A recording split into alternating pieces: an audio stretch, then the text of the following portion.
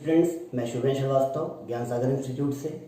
अभी तक की क्लासेस में हम लोगों ने पहला टॉपिक सेंटेंस और उसके पार्ट्स मतलब सब्जेक्ट और प्रेडिकेट अच्छे से पढ़ा था और उसके एग्जांपल्स भी देखे थे। आज की क्लास में हम उससे रिलेटेड एक्सरसाइज करेंगे, लेकिन उससे पहले इस टॉपिक की क्या इंपॉर्टेंस है इसे हम जान लेते हैं। देखिए, सब्जेक्ट और प्रेडिकेट मतलब सेंटेंस जो टॉपिक है वो एसएससी और बैंक में डायरेक्ट फॉर्म में कहीं नहीं पूछा जाता है, लेकिन जब टेट और सुपर टेट के एग्जाम की बात करते हैं तो उसमें एक क्वेश्चन यहाँ से अराइज होता है। लेकिन जब आप एसएससी और बैंक में पीक्यूआरएस या फिर रीअरेंजमेंट ऑफ द सेंटेंसेस देखते हैं, वहाँ पे इस टॉपिक की बहुत ज़्यादा इंपॉर्टेंस होती है। तो आइए फिर शुरू करते हैं आज के इस टॉपिक की एक्सरसाइज। पहला sentence,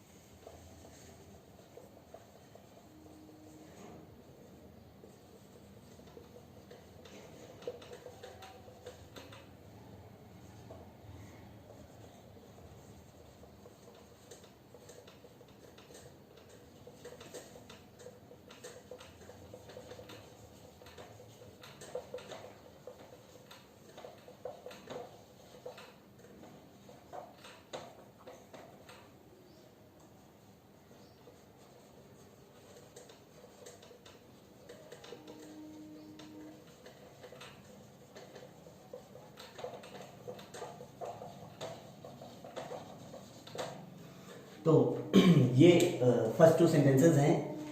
the finance minister has allocated a huge sum for the uplift of the deprived sections of the society.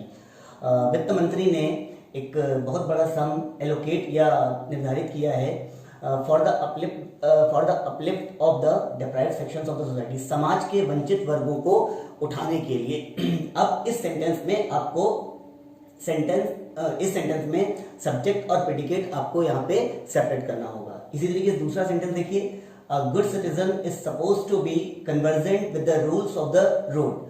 आप इस वीडियो को पॉज करके पहले आप इसे खुद सॉल्व करिए, उसके बाद इसका सॉल्यूशन देखिएगा। तो आइए देखते हैं सॉल्यूशन।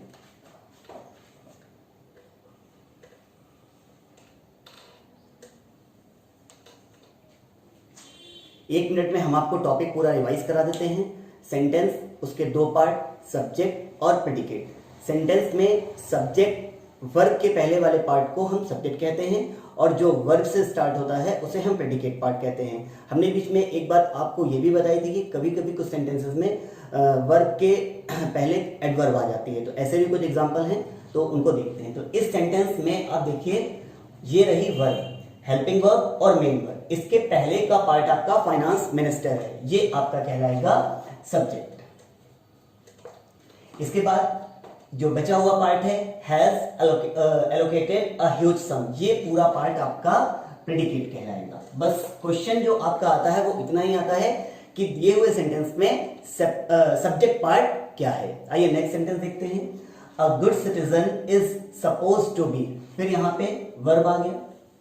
इस वर्ब से लास्ट पार्ट तक पूरा आपका कहलाएगा predicate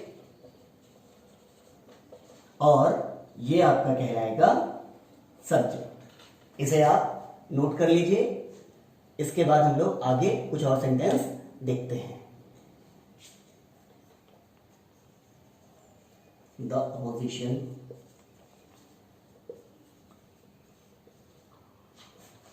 always tries to dismiss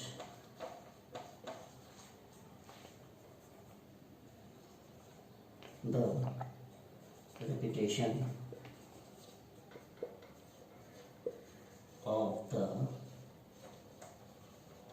ruling party। Sentence देखते हैं। Every political party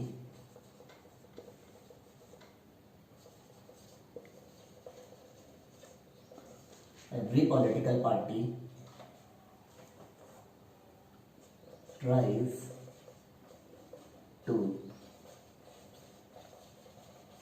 appease the minorities to create its own vote bank. तो आइए देखते हैं इन दोनों सेंटेंसेस को। The opposition always tries to dismiss the reputation of the ruling party. विपक्ष हमेशा सदैव सत्ता दल की रेपुटेशन या ख्याति को या छवि को डिसमिस खराब करने का प्रयास करता है। डिसमिस का मतलब होता है खराब करना, छवि खराब करना। तो इस सेंटेंस में आप देखिए वर्ब के पहले एडवर्ब आ गया। अभी थोड़ी देर पहले हमने आपसे कहा भी था कि कुछ सेंटेंसेस ऐसे होते हैं जिनमें सब्जेक्ट के जस्ट बाद वर्ब ना आकर के एडवर्ब आती है। तो यहाँ पे ये एडवर्ब हो गया। इसका मतलब इसमें सेंटेंस में जो इस सेंटेंस में जो सब्जेक्ट पार्ट है वो है द अपोजिशन। सब्जेक्ट के सब पार्ट्स होते हैं, डिटरमाइनर वगैरह हमने आपको बताया था, क्वालिफायर वगैरह, बट एग्जाम में कभी आपसे पूछते नहीं है। वो सीधे सिंपली आपसे सब्जेक्ट और प्रेडिकेट पूछते हैं। यहाँ पे अपोजिशन आपका सब्जेक्ट पार्ट होगा। इसका मतलब बचा हुआ जो पार्ट होगा वो क्या कहलाएगा? प्रेडिकेट कहलाएगा। इसी तरीके से नेक्स्ट सेंटेंस आप देखिए। एवरी पॉलिटिकल पार्टी, प्रत्येक राजनीतिक दल ट्राइज, प्रयास करता है, टू अपीज, शांत करने का, the minorities to create its own vote bank, अपना वोट बैंक बनाने के लिए माइनॉरिटीज मतलब अल्पसंख्यक को शांत करने का प्रत्येक राजनीतिक दल प्रयास करता है। इस सेंटेंस में भी एवरी पॉलिटिकल पार्टी, यहां पे ये वर्ब आ गई है और वर्ब से जो रिमेनिंग पार्ट है वो आपका प्रेडिकेट कहलाएगा। ये आपका सब्जेक्ट है। पहले सेंटेंसेस में ध्यान रखिएगा कि आप उसे खुद से सॉल्व करने की कोशिश करिएगा, बाद में उसका सॉल्यूशन देखिए। Bad habits grow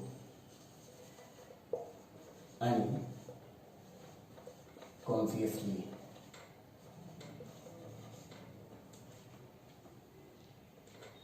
next sentence है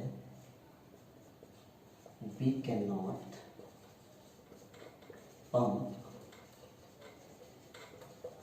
the ocean dry on the top of the hill lives a hermit। Next है, पहले इन सेंटेंसेस को देख लेते हैं। बैड हैबिट्स ग्रो अनकॉन्शियसली, बुरी आदतें अनकॉन्शियसली का मतलब होता है अनजाने में बढ़ जाती हैं या वृद्धि करती हैं। तो यहाँ पे वर्ब है आपकी ग्रो और सब्जेक्ट आपका हो जाएगा बैड हैबिट्स। ये पूरा पार्ट आपका प्रेडिकेट कहलाएगा। We cannot pump the ocean dry। ये बात एक तरीके से कहावत के रूप में भी कही जा सकती है। We cannot pump the ocean dry, हम समुद्र को सुखा नहीं सकते या हम समुद्र का पानी नहीं खींच सकते हैं। तो यहाँ पे ये आपका सब्जेक्ट हो जाएगा। इसके बाद ये पार्ट आपका प्रेडिकेट होगा। On the top of the hill lives a hermit. इस सेंटेंस को देखिए, ये थोड़ा सा कुछ अलग है, बाकी जितने सेंटेंसेस हमने कराए हैं उनमें से ही अलग है। On the top of the hill lives a hermit, इस सेंटेंस को करने से पहले इसमें देखिए क्या कहीं पे सेंटेंस शुरुआत में आया है? नहीं आया है। सब्जेक्ट यहां पे अ हर्मिट लिखा हुआ है, इसके बाद ये वर्ब है और ये आपका पूरा कंप्लीट पार्ट यहां से यहां तक का प्रेडिकेट कहलाएगा।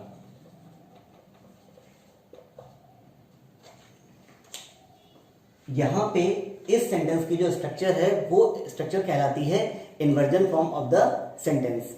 Inversion form of the sentence क्या होता है, अभी जब हम एडवर्ब टॉपिक पढ़ेंगे तो वहां पे आपको हम इसे डिटेल में बताएंगे। अभी फिलहाल आप इतना जान लीजिए, inversion form of the sentence में सब्जेक्ट स्टार्टिंग में नहीं आता है, बल्कि वो एक एडवर्ब या एडवर्बियल फ्रेज, फिर उसके बाद वर्ब, उसके बाद सब्जेक्ट आता है।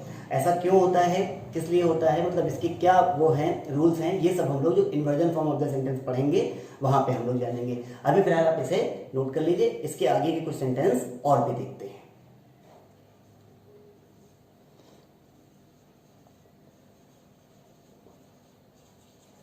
borrowed garments never fit well. Animosity between the two leaders has embittered the relations between the two communities.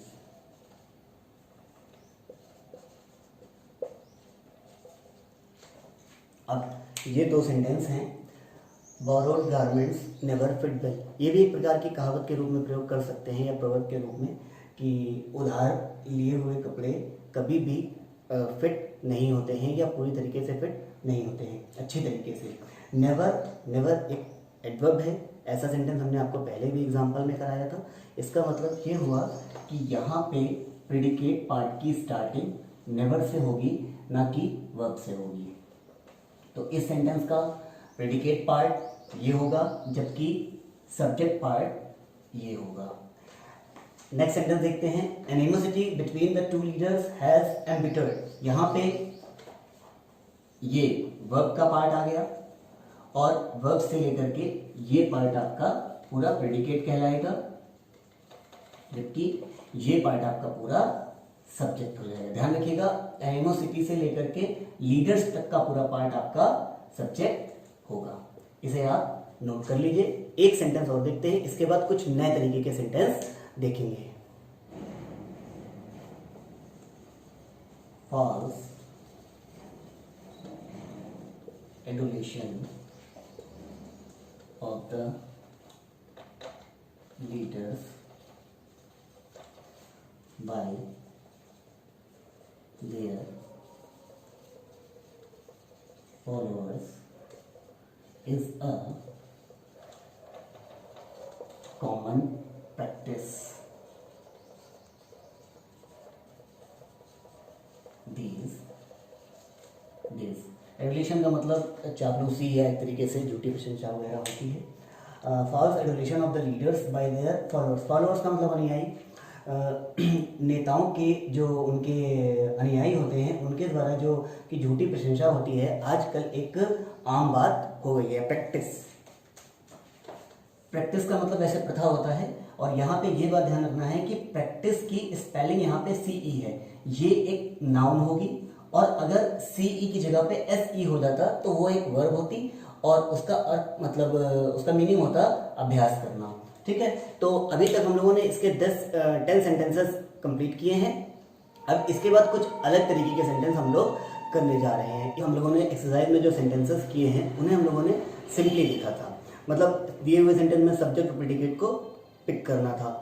लेकिन अब जो एक्सरसाइज करने जा रहे हैं इसमें सेंटेंसेस को डिफरेंट टाइप में पूछा गया है। आप बोर्ड पे देख सकते हैं 3 सेंटेंसेस लिखे हुए हैं। इसका जो डायरेक्शन दिया गया है वो देखिए, पढ़ते हैं इसको क्या लिखा हुआ है। Put the parts in the correct order, मतलब ये जो पार्ट्स लिखे हुए हैं इस सेंटेंस के फॉर्म में इसे करेक्ट ऑर्डर में लिखना है, मतलब कौन सा पार्ट पहले आएगा कौन सा पार्ट बाद में आएगा। तो आइए देखते हैं पहला सेंटेंस। लिखा हुआ है you dash faults for me forgive should my. अब सब्जेक्ट आपके सामने है, बाकी के पार्ट्स को अरेंज करना है। अब हमारी जो पहले की क्लासेस हैं उनको आप याद करिए और उनमें आप एक एक करके प्रेडिकेट, वर्ब, हेल्पिंग वर्ब यहाँ पे आप उसे उसकी हेल्प से अरेंज कर सकते हैं। हमने आपको बताया था सब्जेक्ट के बाद वर्ब आती है। वर्ब के 2 पार्ट होते हैं, हेल्पिंग वर्ब और मेन वर्ब। तो हेल्पिंग वर्ब जो होती है वो मेन वर्ब के पहले आती है। इस सेंटेंस में आपको मेन वर्ब और हेल्पिंग वर्ब देखनी है कहां पे लिखी हुई है। तो आइए देखते हैं। यू, फॉल्स, दोष या गलतियां, फॉर ये प्रपोजिशन हो गई, नाउन, ऑब्जेक्ट, फॉरगिव ये वर्ब है और ये शुड हेल्पिंग वर्ब। इसे आप सबसे पहले लिखोगे तो फर्स्ट ये हो जाएगा, फिर हेल्पिंग वर्ब के जस्ट बाद आएगा मेन वर्ब, मेन वर्ब के बाद फिर आता है ऑब्जेक्ट। अब ऑब्जेक्ट के आधार पे इसे अरेंज करना पड़ेगा क्योंकि यहाँ पे देखिए डायरेक्ट ऑब्जेक्ट और इनडायरेक्ट ऑब्जेक्ट दोनों दिए हैं। इसे हम अरेंज करते हैं। यू, इसके जस्ट बाद ये सब्जेक्ट हुआ, इसके जस्ट बाद helping verb should, helping verb के जस्ट बाद मेन वर्ब, मेन वर्ब यहाँ पे है फॉरगिव। अब इसके बाद ऑब्जेक्ट, ऑब्जेक्ट यहाँ पे डायरेक्ट ऑब्जेक्ट और इनडायरेक्ट ऑब्जेक्ट है तो इसे लिखेंगे हम you should forgive me for my faults. ये आपका पहला सेंटेंस अरेंज हो जाएगा। अब इसके बाद नेक्स्ट सेंटेंस देखते हैं। We decided by train to leave the in evening. देखते हैं, कोशिश करते हैं। वी सब्जेक्ट है, इसका मतलब जस्ट बाद वर्ब आएगी। डिसाइडेड एक वर्ब यहाँ पे दी हुई है और एक ही इन्फिनिटिव फॉर्म में दी हुई है। तो सब्जेक्ट के जस्ट बाद तो इन्फिनिटिव फॉर्म सीधे नहीं आएगा, उसके पहले वर्ब यहाँ पे जोड़ करके तब हम इन्फिनिटिव ऐड करते हैं। ऐसा क्यों होता है? जब हम non finite of the verb पढ़ेंगे तो वहां पे इसको हम लोग डिटेल में जानेंगे। अभी केवल बेसिक बातें हम लोग समझ रहे हैं। तो वी डिसाइडेड, ये आपका फर्स्ट ऑप्शन पुट किया जाए यहाँ पे। We decided to leave by train in the evening. Adverb of time हमेशा लास्ट में पुट किया जाता है, इस वजह से इन द इवनिंग को लास्ट में हम लोग लिख रहे हैं। तो ये सेंटेंस आपका हो गया, we decided to leave by train in the evening. हमने निश्चय किया टू लीव निकलने का, बाय द ट्रेन ट्रेन से, इन द इवनिंग शाम को। आइए एक नेक्स्ट सेंटेंस और देखते हैं। My grandmother stories night me at tells good. अब सब्जेक्ट हो गया, सब्जेक्ट के जस्ट बाद यहां पे आपको वर्ब जो दिखाई दे रही है ये रही वर्ब। तो मदर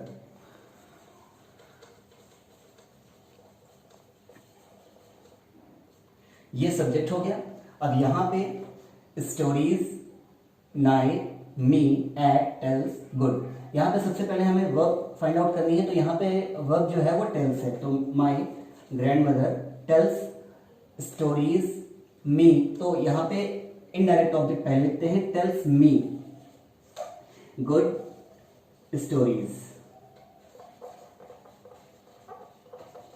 गुड एडजेक्टिव है जिसे हम स्टोरीज नाउन के पहले पुट करेंगे, और adverb of time at night. तो ये सेंटेंस आपका my grandmother tells me good stories at night. एक दो सेंटेंस और देखते हैं, उसके बाद कुछ सेंटेंस आज आपको होमवर्क में भी देंगे। सेंटेंस और देखते हैं। The two brothers each other with quarrel always. आपको हमने 2 एग्जाम्पल लगभग ऐसे कराए हैं जहां पे एडवर्ब वर्ब से पहले आती है, ऑलवेज और नेवर के। तो आप इस सेंटेंस में देखिए वर्ब कहाँ है और एडवर्ब कहाँ है। तो ये सेंटेंस आपका इसमें क्वेरल्ड वर्ब होगी और ये एडवर्ब है। तो इस सेंटेंस को हम लोग किस तरीके से अरेंज करेंगे देखते हैं। The two brothers always quarreled with each other. Next sentence है patriots die there for motherland live and। तो इस सेंटेंस को अरेंज कैसे करेंगे? patriots live and die for their motherland। तो ये दो सेंटेंसेस आपके और थे। आज टोटल हम लोगों ने 15 सेंटेंसेस अरेंज किए हैं। ये हमारे कुछ सेंटेंसेस और हैं। इन सेंटेंसेस को हम लोग अभी सॉल्व नहीं करेंगे, पहले इन सेंटेंसेस को आप देख लीजिए। इन्हें आप वीडियो को पॉज करके स्क्रीनशॉट ले लीजिएगा, कॉपी वगैरह में नोट करके। इन्हें आपको होमवर्क में करना है और इसका आंसर आपको कमेंट सेक्शन में देना है।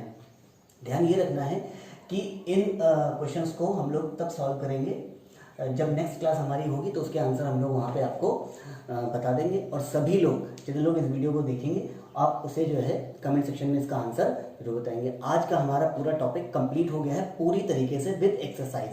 अब हम लोग जब नेक्स्ट क्लास में मिलेंगे तो वहाँ पे हम लोग नया टॉपिक शुरू करेंगे और वो होगा पार्ट्स ऑफ स्पीच का पहला टॉपिक नाउन। तो आज की क्लास में हम लोग इतना ही रखते हैं। That's all, thank you.